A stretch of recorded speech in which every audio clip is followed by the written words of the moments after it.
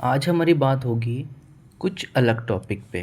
But उससे पहले हमारा जो लास्ट टॉपिक था वो थोड़ा सा रिवाइज कर लेते हैं कि हमने एक फैक्ट्री जो थी पेन्स क्रिएट कर रही थी, ऑब्जेक्ट क्रिएट कर रही थी। वो हमारे लिए ऑब्जेक्ट थे जो कि पेन्स हमको चाहिए थे, तो वो ऑब्जेक्ट के क्रिएट में हमारे फैक्ट्री उसे जनरेट करी थी। हम लोग क्या कर रहे थे, न्यू कीवर्ड लगा रहे थे। न्यू कीवर्ड क्या करता है, रिक्वेस्ट करता है। किसको रिक्वेस्ट करता है, क्लास को रिक्वेस्ट करता है।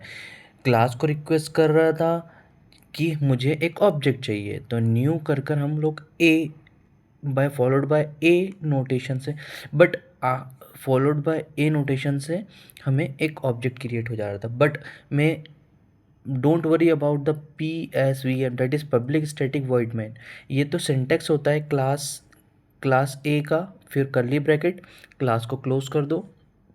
पी एस वी एम मतलब पब्लिक स्टैटिक वॉइड मेन एक मेथड होती है जिसको इस तरीके से डिनोट किया जाता है, और फिर उसके बाद कर्ली ब्रैकेट लगाया जाता है। यहाँ पर भी कर्ली ब्रैकेट से क्लोज किया जाता है। और don't worry about, I will explain it later, so don't go ahead of it.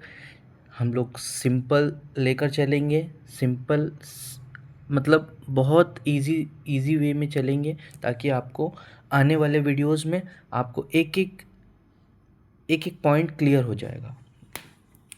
चलिए ठीक है, अब नेक्स्ट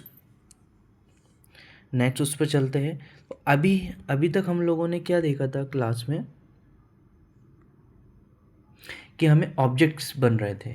अब ऑब्जेक्ट्स बन रहे थे, तो उसके लिए क्या कर रहे थे, हम लोग न्यू कीवर्ड बना रहे थे। न्यू कीवर्ड के बाद फॉलोड बाय ए कर रहे थे, फिर हमारा ऑब्जेक्ट क्रिएट हो रहा था। अब ऑब्जेक्ट कहाँ पर क्रिएट हो रहा था, हमारा ऑब्जेक्ट रैम में क्रिएट हो रहा था। बट अगर वही एक एनोलॉजी, अगर मैं आपको एक बोलूँ कि मैंने आपको एक घर गिफ्ट कर दिया है, ठीक है।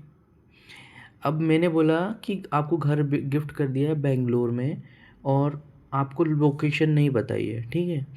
अब क्या आप मुझसे पूछेंगे कि यार हाँ हाँ गिफ्ट मिल गया है, ठीक है, आपको की दे दी है, लोकेशन तो बताया नहीं है, ये बेंगलोर में है, बट कहाँ है exact location I am not giving you, but I am just giving you I am just gifted house to you.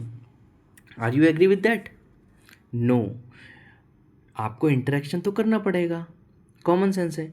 But मैं चाहता हूँ कि ऑब्जेक्ट कहाँ बनता है, ऑब्जेक्ट देखा है, ऑब्जेक्ट ऐसा इस तरीके से भी हो सकता है, ऑब्जेक्ट इस तरीके से भी हो सकता है, किसी भी शेप में हो सकता है। बट एग्जैक्ट लोकेशन आपको मालूम रहेगी कहाँ पर बन रहा है, एग्जैक्ट लोकेशन आपको मालूम नहीं है कहाँ बन रहा है। बट मैंने बोल दिया रैम में बन रहा है, रैम में तो बन रहा है, बट रैम में भी कहाँ बन रहा है, उस वही चीज़ हम लोग आगे देखेंगे। जैसे हमने ऑब्जेक्ट बनाया रेफरेंस, जब भी हम लिखेंगे A1 is equals to new A1, तो A1 क्या है हमारा, एक रेफरेंस वेरिएबल। मतलब अगर मैंने आपको एक घर गिफ्ट किया है, उस घर की लोकेशन अगर मैं बोलूँ, अगर उस घर की लोकेशन जयनगर में है, जयनगर में in front of first cry shop and this, आपको सामने आना है, और फिर सामने आने के बाद यहाँ पर ही आपका घर मिलेगा ब्लू कलर का। तो ये क्या स्टोर करेगा, वैसे ही just related this story with this की with this reference variable, that is A1। A1 क्या है हमारा, एक रेफरेंस वेरिएबल है। अब रेफरेंस वेरिएबल क्या होता है, रेफरेंस वेरिएबल वो वेरिएबल होता है जिसमें हमारा ऑब्जेक्ट का एड्रेस, ऑब्जेक्ट हम क्रिएट कर रहे हैं वो ऑब्जेक्ट का एड्रेस स्टोर कर कर रखता है। Getting my point? One more thing I just want to give, I just want to add in this, just I'm writing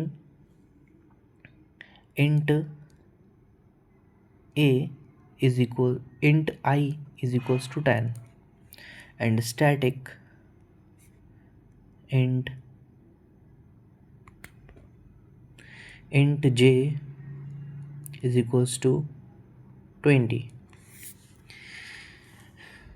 ये बात हमेशा याद रखना, whenever ये एक दो वेरिएबल मैंने क्रिएट किए हैं, अब एक वेरिएबल है इंटीजर आई, एक वेरिएबल है स्टैटिक इंटीजर जे, ठीक है।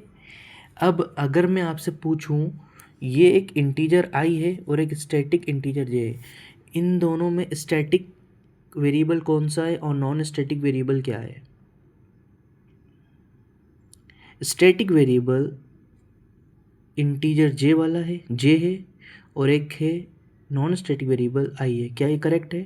Absolutely that is correct. Means to say that where a static keyword is used, that is static, where the static keyword is used, that is a static variable, where the static variable is not used, that is a non static variable।